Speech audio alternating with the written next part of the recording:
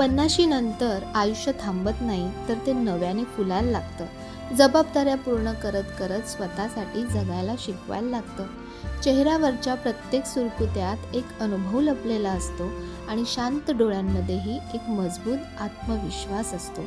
आता वेळ आहे स्वतःसाठी हसत खेळत जगण्यासाठी. 50शी म्हणजे शेवट नाही, तर तो नव्या स्वप्नांचा आरंभ असतो. नव्या स्वप्नांचा आरंभ असतो.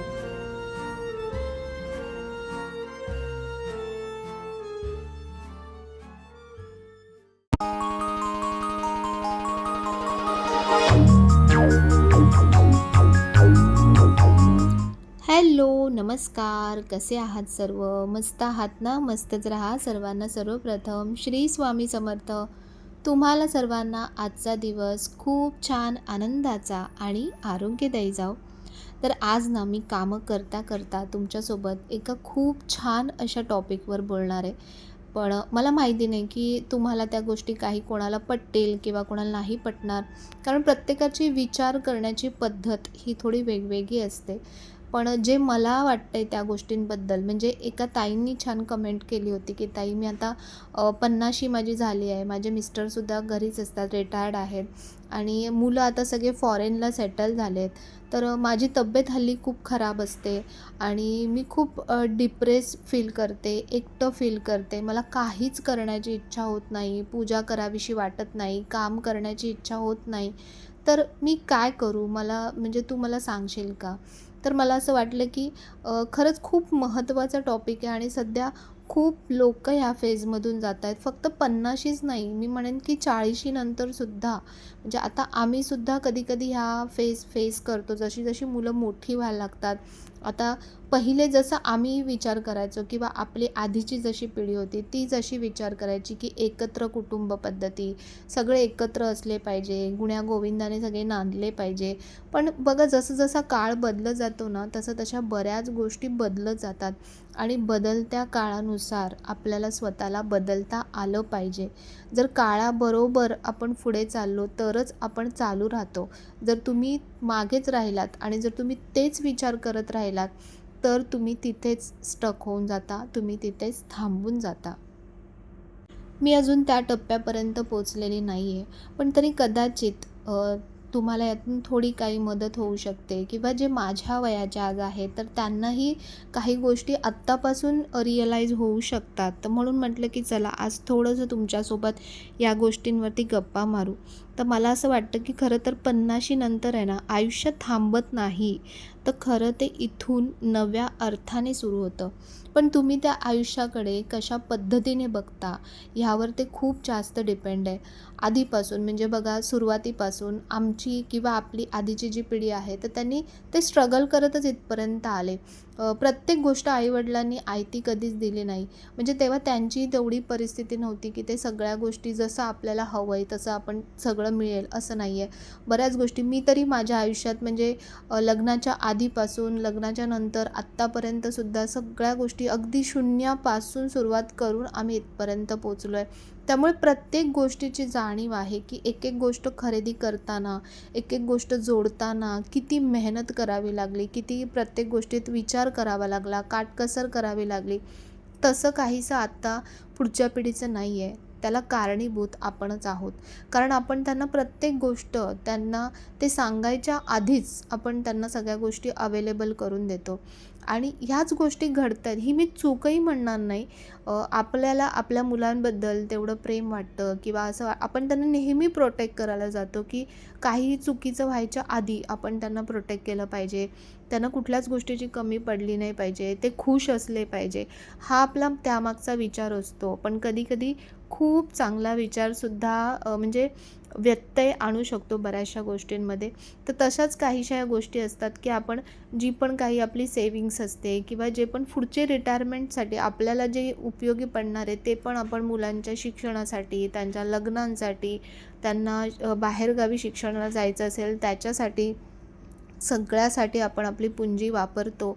पण मला सांगा की मुलांची आजकालची जी मेंटॅलिटी आहे ना, बरेच जण बघत असतील, ऑब्झर्व करत असतील की मुलांना आजकाल इंडिपेंडेंटली राहायला आवडतं. त्यांना एकत्र राहायला आवडत नाही, त्यांना जबरदस्ती केलेली आवडत नाही, त्यांच्यावर जबाबदाऱ्या टाकलेल्या त्यांना आवडत नाही. तर म्हणजे सगळेच नाही मी म्हणते, यापैकी बरेचसे मुलं असेही असतील की जे ह्याच्या ऑपोजिट त्यांना वाटत असेल. पण बरीच पुढची जनरेशन आता अशीच असणार आहे, की ते तुम्हाला सरळ सांगतील, की आम्ही तुम्हाला सांगितलं नव्हतं, की तुम्ही आमच्यासाठी एवढं सगळं करा. तर असे शब्द जेव्हा आपल्याला ऐकायला येतात ना, तर तेव्हा आपल्या काळजावरती आपोआप असं चर होतं. तर म्हणून आत्तापासूनच मला असं म्हणायचं आहे, की आपण एवढे वर्ष आपण बऱ्याच गोष्टी बघितल्या, आपण बरंच त्याच्यातून शिकलो आहे. ते कधी कामाला येणार? बघा, मुलांचं शिक्षण आहे तोपर्यंत आपण मुलांना सपोर्ट करायचा आहे. पण त्यानंतर त्यांना स्वतःच्या काही गोष्टी कळू द्या, की प्रत्येक गोष्टीसाठी किती मेहनत करावी लागते किंवा पैसा कसा कमवायचा, तो कसा वापरायचा. जबाबदाऱ्या टाकल्याशिवाय कुठलीच गोष्ट कळत नाही. प्रत्येक गोष्ट सगळी मुलांना आयती देऊ नका. त्यामुळे मुलांना त्याची व्हॅल्यू कळणार नाही. ना तुम्ही केलेल्या म्हणजे मेहनतीची, ना तुम्ही पुरवलेल्या पैशाची, ना तुमची कसलीच व्हॅल्यू कळणार नाही. तर म्हणून मुलांना त्यांच्या जबाबदाऱ्या त्या वेळेला त्यांना सोपवून द्या, की जेणेकरून ते सुद्धा त्यांना जसं वाटतंय, की आम्ही इंडिपेंडेंटली राहिलं पाहिजे, आम्ही आमचं बघितलं पाहिजे किंवा आम्हाला आमचं करता आलं पाहिजे, तर ते त्यांना करू द्या. पक्ष्यांकडे तुम्ही ऑब्झर्व्ह करा कधीही, की पक्षी म्हणजे पिल्लांना छोटे असतात ना, तोपर्यंतच त्यांना दाणा पुरवतात. एकदा ते उडण्याच्या क्षमतेमध्ये आले ना, की ते त्यांना स्वतःहून ढकलून देतात उडण्यासाठी, की उडा. आता तुम्हाला हे म्हणजे आता हे तुमचं उडण्याचं वय आहे. आता तुम्ही इथे राहू नका. तर असंच आपणही विचार केला पाहिजे, की मुलांना त्यांची भरारी घेऊ द्या. त्यांना त्यांच्या पायावर सक्षम उभं होऊ द्या. तर हे झालं मुलांच्या बाबतीत. आणि दुसरी जी बाजू आहे ती म्हणजे की त्या ताईंचं जे म्हणणं होतं, की मी आता खूप एकटं फील करते. मला खूप आजारपण आहे. मला काहीच करण्याची इच्छा होत नाही. तर या सगळ्याला ना कारणीभूत कुठेतरी आपण स्वतःच असतो. आपण त्यांच्यासाठी इतकं करत राहतो आणि मग नंतर आपणच अपेक्षांचं ओझं बाळगायला सुरू करतो, की आम्ही त्यांच्यासाठी एवढं केलं आहे, तर आता त्यांनीही आमच्यासाठी ते करावं किंवा त्यांनी आमच्यासोबत राहावं. ह्या सगळ्या अपेक्षा आपण आहे ना आत्तापासून म्हणजे थोडंसं मी म्हणेन, की प्रॅक्टिकली विचार करायला सुरुवात केली पाहिजे, की आपण आपल्या मुलांसाठी करायचं आहे. पण त्याचसोबत तुम्हीसुद्धा तुमच्या फ्युचरची सोय तुम्ही करून ठेवा. रित्या तुम्ही स्वतःला तेवढं सक्षम बनवा आणि तुमच्या फ्युचरची पुंजी तुम्ही जमा करून ठेवा. तसंच हे झालं पैशांच्या बाबतीत. दुसरी जी गोष्ट आहे ती म्हणजे की हेल्थ. सगळ्यात महत्त्वाचं असतं आपलं आरोग्य. जर तुमचं आरोग्य चांगलं असेल तर सगळ्या गोष्टी व्यवस्थित राहतात आणि त्यासाठी आपलं आरोग्य चांगलं असण्यासाठी आणखीन एक महत्त्वाची गोष्ट असते, ती म्हणजे की तुमचं मन. जर तुमचं मन खुश असेल, जर तुम्ही आतून आनंदी असाल, तर तुमचं आरोग्य आपोआप चांगलं राहतं. तर म्हणून तुम्हाला काय आवडतं? तुम्ही काय करू शकता? ह्या गोष्टींचा तुम्ही विचार करा. आत्तापर्यंतचं आयुष्य तुम्ही स्ट्रगलमध्ये, मेहनतमध्ये, सगळ्यांचं करण्यामध्ये, मुलांचं करण्यामध्ये, सगळ्यांच्या मागे घालवलंत. तर आता तुम्हाला उलट खूप छान दिवस जगायचे आहेत. तर त्यासाठी तुम्ही तसा विचार करा, की तुम्हाला काय आवडतं. खूप साऱ्या गोष्टी आहेत बघा. प्रत्येकाला काही ना काही असं एक छान कला असतेच प्रत्येकाच्या अंगात आणि ती कला आहे ना तुम्हाला खूप आनंदी करते. तुमचे ते छंद तुम्हाला आनंदी करतात. तर तुम्ही ते करा. तुम्ही देवपूजेमध्ये तुमचा वेळ घालवा. तुम्हाला जे आवडतं काही, की जी गोष्ट केल्यानंतर मी खूप खुश होते आतून, अशा काही गोष्टी अगदी साध्यातली साधी गोष्ट कोणाशी गप्पा मारून किंवा कोणासोबत शॉपिंगला जाऊन अशा बऱ्याच गोष्टी आहेत, की अगदी छोट्या-छोट्या गोष्टींमध्ये आपल्याला खूप सारा आनंद मिळतो.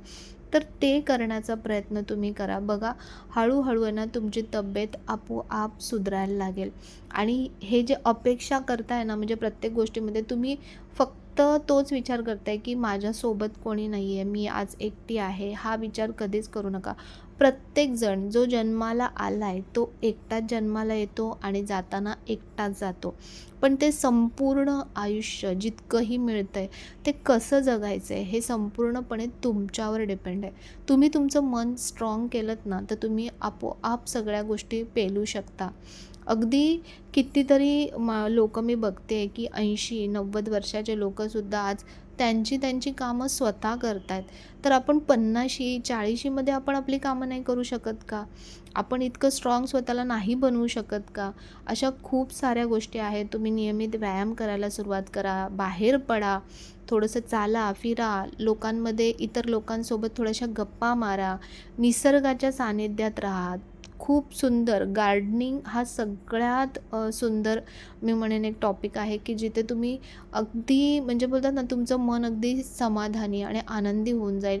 भरपूर अशा गोष्टी आहेत करण्यासारख्या, ज्या आपली वाट बघतायत, पण आपण नको त्या गोष्टींमध्येच फक्त अडकून राहिलो आहे. आपण फक्त काही छोट्या-छोट्या गोष्टींचा खूप विचार करून मनावर त्याचे खूप मोठे-मोठे परिणाम करून बसलो आहे आणि त्यामुळे कितीतरी गोष्टी आपण गमावतो आहे. बघा, आपल्याला माहीत नाही की आपल्याला परत कुठलं आयुष्य मिळणार आहे. तर हे जे एकच आयुष्य मिळालं आहे ना, हे आपल्याला खूप छान घालवायचं आहे, असा विचार करा. जर तुम्ही असा विचार कराल की आता माझी काही कोणाला किंमत नाही आहे, तर मी कशाला जगू? मी जगण्याचा काही अर्थच नाही आहे. म्हणजे हे सगळे निगेटिव्ह विचार करण्यापेक्षा आज तुमच्याकडे काय आहे आणि त्यामध्ये तुम्ही काय करू शकता, तुमचं जे उरलेलं आयुष्य आहे ते तुम्हाला कसं छान घालवायचं आहे, पीसफुली घालवायचं आहे, ह्याचा तुम्ही विचार करा. जे फॅमिलीमध्ये असतात त्यांना शेवटी सुद्धा म्हणजे 50शी नंतरसुद्धा त्यांना खूप साऱ्या जबाबदाऱ्या घेऊन बसावं लागतं. म्हणजे नातवंडांना सांभाळा, त्यांना शाळेत सोडा, म्हणजे आधीपासून तुम्ही आपल्या लहानपणीसुद्धा ते तेच करतात आणि नंतरसुद्धा ते त्याच्यात अडकून राहतात. आणि त्यांना त्यांचं आयुष्य असं कधीच जगता येत नाही. आयुष्यभर फक्त ते करतच राहतात. पण उलट मी म्हणेन, की जे एकटे आहेत, तर त्यांनी स्वतःला एकटे न समजता हा जो टायमिंग मिळतोय, हा जो वेळ मिळतोय, हा मला मिळणारा वेळ आहे. माझ्यासाठी मला हा वेळ काढायचा आहे. माझ्या लाईफ पार्टनरसाठी मला वेळ काढायचा आहे. आयुष्यभर तुम्ही स्ट्रगल केलंत ना, तर आता तुम्ही खूप छान आयुष्य जगायला तुम्हाला देवाने खूप छान संधी दिली आहे. असा विचार करून जर तुम्ही तुमचं आयुष्य सुरुवात केलीत, तर मी खरंच सांगेन, की बघा तुम्ही किती मनाने शांत व्हाल, किती छान व्हाल. तुम्हाला जे आयुष्य आहे, आजूबाजूचं जे जग आहे ना, ते खूप छान वाटायला लागेल. आणि मी खरंच सांगू, जेव्हा तुम्ही तुमचं आयुष्य आनंदाने, आत्मविश्वासाने जगायला सुरुवात करता ना, तेव्हा जगाची तुमच्याकडे बघण्याची जी दृष्टी आहे ना, ती सुद्धा बदलते. ते असं म्हणतात ना, की रोज मरे त्याला कोण रडे. तशीच ही म्हणजे गत आहे असं मी म्हणेन, की जर आपण सारखं आपले आजारपण, दुखणी आणि हेच जर आपण सारखं बोलत राहिलो ना, तर आपल्यासोबतसुद्धा तेच होत राहतं. जे तुम्ही बोलता, जे तुम्ही विचार करता, तेच तुम्ही नेहमी आकर्षित करत असता. म्हणून ते करण्यापेक्षा आपण चांगल्या गोष्टींचा जर विचार केला, पॉझिटिव्ह गोष्टींचा विचार केला, पॉझिटिव्ह गोष्टी ऐकल्या, बघितल्या, वाचल्या. खूप सारे पुस्तकं आहेत, जी अजून तुम्ही वाचली नसतील, तर अशा पुस्तकांना वाचायला सुरुवात करा. त्यातून खूप छान-छान गोष्टी आपल्याला ऐकायला मिळतात आणि असं करता-करता जर आपण आपलं आयुष्य असं छान जगायला सुरुवात केली ना, तर आपोआप जी मुलं तुम्हाला आज सोडून जात आहेत, तीच मुलं उद्या तुमच्यासोबत म्हणजे राहण्याचा विचार करतील किंवा काही दिवस का होईना तुमच्यासोबत येऊन राहतील स्वतःहून. कधी-कधी काही गोष्टी ना पकडून ठेवण्याचा प्रयत्न केला ना, तर त्या आणखीन लांब पळायला लागतात. तुम्ही म्हणतात ना, की सोडता हात ठेवा, म्हणजे पकडून ठेवू नका. तर आपोआप त्या गोष्टी आपल्याकडे आकर्षित होतात. आपोआप त्या गोष्टी म्हणजे तुम्ही जसा विचार करताय ना, तसं घडायला हळू सुरुवात होईल. पण हे सगळं एका दिवसात होणार नाही. यासाठी थोडा वेळ द्यावा लागेल, थोडा पेशन्स आपल्याला पण ठेवावा लागेल. तर म्हणून मला असं वाटतं, की बऱ्यापैकी मी ताईंचं उत्तर दिलं आहे ह्या व्हिडिओद्वारे, की खरंच कसं आयुष्य जगलं पाहिजे. जे आता 40शीमध्ये आहेत, त्यांना पण ह्यातल्या बऱ्याचशा गोष्टी उपयोगी पडतील, की फक्त आयुष्य म्हणजे करत राहणं नाही आहे. तर ते करता अशा बऱ्याच छोट्या-छोट्या गोष्टी आहेत, की ज्यांचा आनंद आपण घेतला पाहिजे. आणि सगळ्यात मोठी गोष्ट मी तुम्हाला सांगेन, की अध्यात्मामध्ये तुम्ही जेव्हा उतरायला सुरुवात कराल ना, तर तुम्हाला ह्या सगळ्या गोष्टींना हळूहळू नगण्य वाटायला सुरुवात होते आणि जे आयुष्याचं सार आहे ना, ते कळायलासुद्धा सुरुवात होते. या रोजच्या आयुष्यामध्ये ना आपण खूप वेगळ्याच गोष्टींमध्ये अडकत असतो. पण ते न अडकता आपण जर अध्यात्मामध्ये जेवढं मुरत जाऊ तेवढं तुम्हाला खूप छान आणखीन खोलवर ज्या गोष्टी आहेत तर त्या आपल्याला कळायला सुरुवात होते. आपण थोडंसं फ्लॅशबॅकमध्ये गेलो आणि आपल्या एक एक वयाचे जो टप्पा आहे त्या टप्प्यामध्ये आपण जर विचार केला की त्या वयामध्ये असताना मी कसं वागत होती, मी कसा विचार करत होती, तर तसंच हळूहळू जसं आपल्याला तेव्हा त्या गोष्टी कळत नव्हत्या, तेव्हा मला माझी आई सांगायची, तर तेव्हा मी त्याच्याकडे दुर्लक्ष करायची. मला असं वाटायचं ही काय सांगते उगाचच. पण आज मला त्या गोष्टी खूप प्रखरतेने जाणवत आहेत किंवा त्याच्या प्रत्येक गोष्टी, प्रत्येक शब्द मला आज आठवत आहेत. तसंच आपल्या मुलांच्या बाबतीत सुद्धा होणार आहे, की आज आपण त्यांना जे सांगतोय ना, ते त्यांना तेवढं पटणार नाही आहे. पण हळूहळू त्यांचं वय जेव्हा वाढत जातं, तेव्हा ते जेव्हा आपल्या वयाला येतात, तेव्हा प्रत्येक वयानुसार माणसाला त्या त्या गोष्टींची हळूहळू मॅच्युरिटी यायला सुरुवात होते. तर म्हणून आपण खूप पुढचा किंवा खूप लांबचा विचार न करता आता सध्या जे वर्तमानामध्ये चालू आहे ना, त्यामध्ये आपण जगायला शिकलं पाहिजे. खूप खूप खूप छोट्या छोट्या गोष्टी आहेत. मी तुम्हाला माझ्या व्हिडिओमधून बऱ्याच गोष्टी नेहमी शेअर करत असते, की किती साऱ्या गोष्टींचा आपण आनंद छान प्रकारे घेऊ शकतो. तर म्हणून जे पण सगळे काही विचार आहेत ना, ते सगळे विचार बाजूला ठेवा. कृती करायला सुरुवात करा. स्वतःचं माइंड बिझी ठेवा. सतत काही ना काही नवीन छान छान करण्याचा प्रयत्न करा. स्वतःची तब्येत सांभाळा. स्वतःच्या तब्येतीकडे लक्ष द्या. त्यासाठी तुम्ही काम करा. म्हणजे त्यात तुमच्या तब्येतीवरती तुम्ही काम करा. तर अशा जर या प्रत्येक गोष्टींचा तुम्ही छोट्या-छोट्या गोष्टींचा जर विचार केलात आणि त्याच्यावर काम केलंत, तर मला नक्कीच वाटतं की तुम्ही या सगळ्या या डिप्रेशन किंवा एकटेपणा या सगळ्यातून तुम्ही बाहेर याल आणि खूप छान तुम्ही तुमचं जे पुढचं आयुष्य आहे ना, ते खूप छान प्रकारे जगाल.